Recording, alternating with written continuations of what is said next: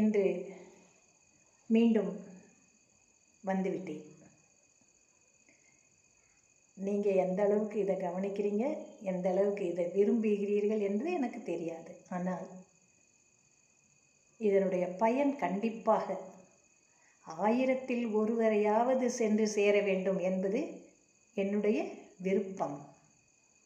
ஏன்னா திருக்குறள் என்பது அத்தனை கருத்துக்களை தன்னிடையே உள்ளடக்கியிருக்கு. எவ்வளவுதான் வேலை பார்த்துட்டு வந்தால் கூட அதன்படி தான் நாம் நடக்கிறோம் என்பது நமக்கே தெரிவதில்லை.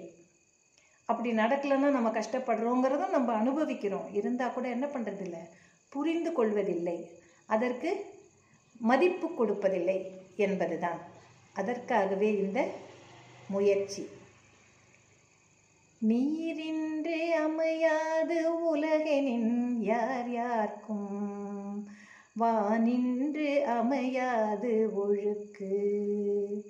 நீரின்று அமையாது உலகெனின் யார் யார்க்கும், வானின்று அமையாது ஒழுக்கு.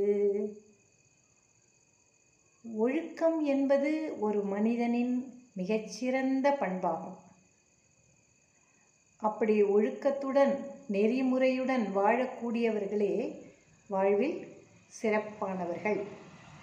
அவங்கள தான் நாம் மதிப்போம். ஒருத்தர் நல்ல விதமாக இருக்காங்க, சிறப்பாக நெறிமுறைகளோடு வாழ்கிறார்கள் என்றால் நாம் அவர்களுக்கு மதிப்பு கொடுப்போம் இல்லையா? அது கூட கெட்டுவிடும். ஒருவரின் ஒழுக்கம் கூட அவரால் கடைபிடிக்க முடியாது. எப்போ அந்த நீரின்று அமையாது, தண்ணீர் இல்லாவிட்டால். தண்ணி எங்கே கிடைக்கும், எங்கேருந்து வரும்? மழை மூலமாகவே வர வேண்டும் இல்லையா? அதுக்கு முன்னே பார்த்தோம், நம்ம கடல் நீர் கூட மழை இல்லைன்னா வற்றி தான் போகும். ஏன்னா கடல்லேருந்து தண்ணி போய்கிட்டே இருக்கும், மேகங்கள் தன்னகத்தே கொள்ளும், அது திருப்பி கீழே விடாது. கீழே விடலைன்னா என்ன ஆகும்? மழையே பெய்யாது. அப்போ கடல் நீர் வத்துமா வத்தாதா? அப்போது அந்த மாதிரி தண்ணீரே இல்லாமல் போகும் காலத்து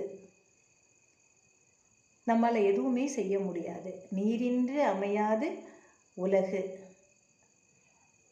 தண்ணீர் இல்லை என்றால் உலகில் எதுவுமே சிறப்பாக நடைபெறாது.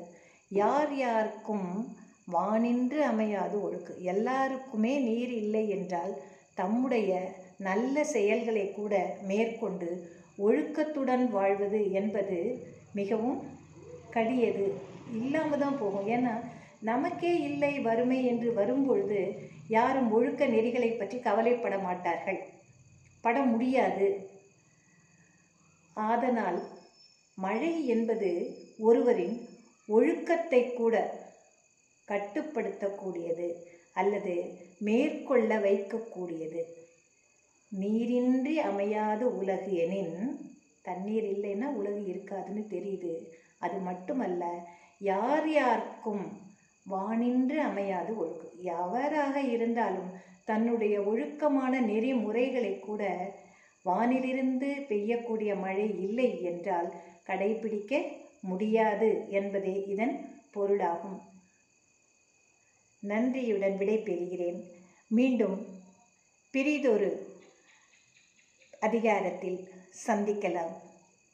வணக்கம்.